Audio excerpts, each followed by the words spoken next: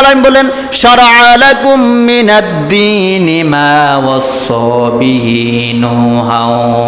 আল্লাহ রাব্বুল আলামিন বলেন শারআ লাকুম মিনাদ-দীনি মা ওয়াসসা বিহি, আমি হে নবী আপনার জন্য দিনকে ফরজ করে দিয়েছি এবং মিনাদ-দীনি মা ওয়াসসা বিহি নূহা, নূহ আলাইহিস সালাতু ওয়াস সালামকে দিয়েছি।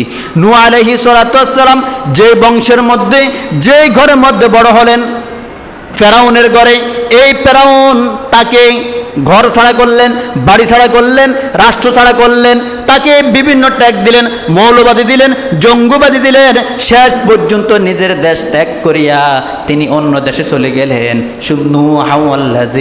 এবং নূহ আলাইহিস সালাতু ওয়াস সালামকে আমি এই দাওয়াত দিয়েছি, এই দাওয়াতে কাজ করতে গিয়ে নূহ আলাইহিস সালাতু ওয়াস সালাম নিজের সন্তানের কাছে পর্যন্ত মায়ের খাইলেন।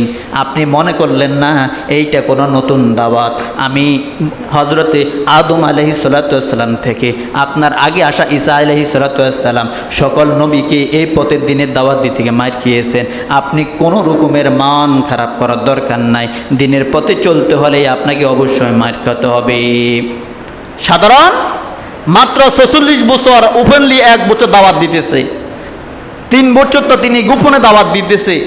1 বছরের মায়ের 1 বছরের নির্যাতন এত হয়ে গেল, তাহলে বাকি 12 বছর কেমন হবে?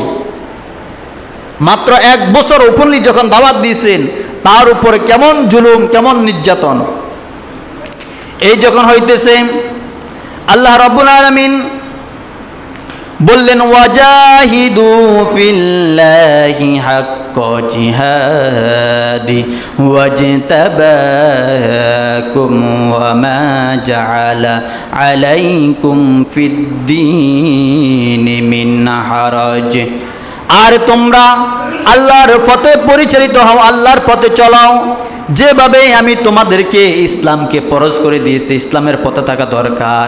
আর তিনি তোমাদেরকে মনোনীত করেছেন ইসলামের জন্য।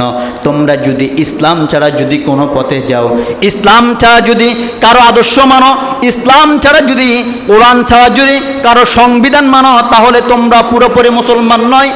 আর আমি তোমাদেরকে কোনো কঠোরতা বলবো না, কোনো চাপ দিব না, আমি তোমাদের বিবেকের কাছে দিয়ে দিলাম। তোমরা যদি বিবেকটা যদি খাটাইতে পারো, বিবেক দিয়ে যদি কাজ করো তাহলে ভালো হবে। আর বিবেক দিয়ে যদি তোমরা যদি কাজ না করো, তাহলে তোমাদের এই বিবেক কোনো কাজে আসবে না। তারপর আল্লাহ রাব্বুল আলামিন